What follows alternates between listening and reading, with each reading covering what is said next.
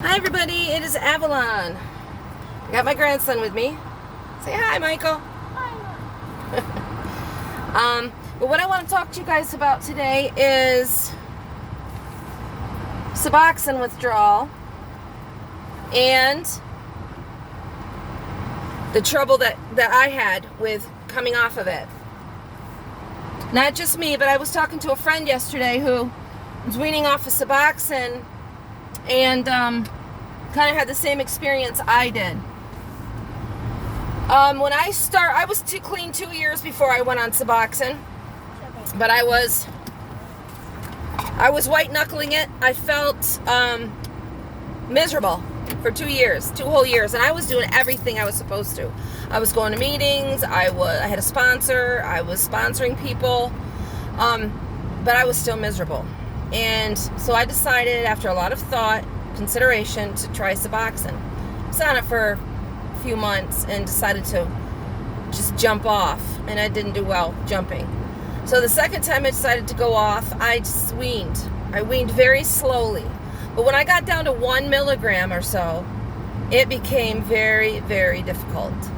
I had accumulated quite a bit of Suboxone because I had been weaning, and so I had extra strips, and it was like a comfort knowing those strips were there, because if I needed an extra kick for the day, if I needed to get stuff done, if I was depressed, I knew that I could just take a little bit more Suboxone and it would make everything all better.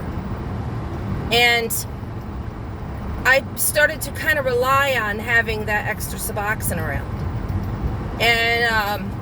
And a friend I was talking to experienced the same thing. Now, for me, the kind of addict I am is that I always think that I have to have something to help me get through life. And I realized that if I took a little, because I was like, I think it was down to 1 milligram or so. So I found that if I took 4 milligrams, that I would get that energy that I got with opiates. And I became, I don't know how I want to say it. I started, using it like I would if I would have had a script of Vicodin. I knew it was there if I needed to take a little extra. And so I was living in denial. I was like, it's my script. There's nothing wrong with what I'm doing. If I need a little extra something sometimes. But here's the thing. It is addict behavior to always think I need to solve every problem by taking more of something or whatever. And so I realized that I needed to just get off of it and stay off of it. But I couldn't have it in the house. So I gave all my strips to Bernie and had him hold them and give me my dose.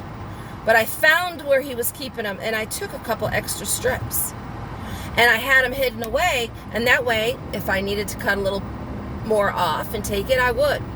Finally, I came clean, and I told him, I said, you need to get these out of the house, because I cannot control myself if they're in the house. I'm gonna want to take extra sometimes. And I'm not saying that I did this every week. But it was occasionally. And I knew that it was a very slippery slope that I was on. So I had him get him out of the house. He turned him into the police station.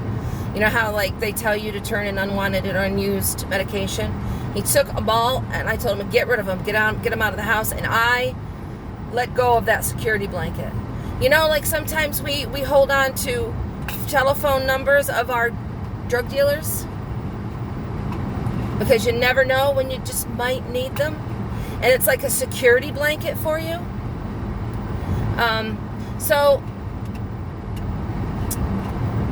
I decided that I needed to get rid of them. Is there something that you are holding on to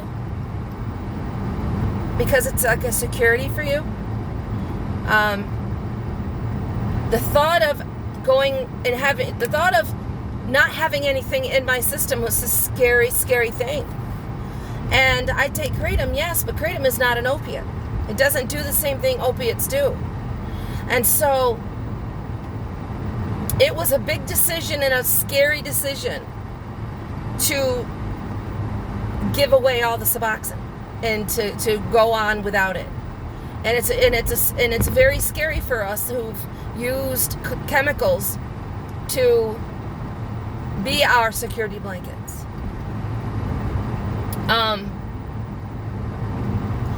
So is there something that you're holding on to out of fear? And is it a slippery slope, and could it take you back somewhere you can't, you shouldn't be? So yeah, I just wanted to touch base with you on that, because I was having that discussion with a friend of mine who went through the same thing. And I'm not against Suboxone. I think it helps a lot of people, but I again think that it can be misused. I started to misuse it, not on a regular basis, but on a sometimes basis, because I'm an addict. I can't just have opiates around, laying around, and it not called to me. And we justify and we rationalize and we give ourselves excuses for our behaviors, and it's just living in denial. So, all right, I'm going to sign off. I hope that you all are having a good weekend. Brightest blessings and God is blessed.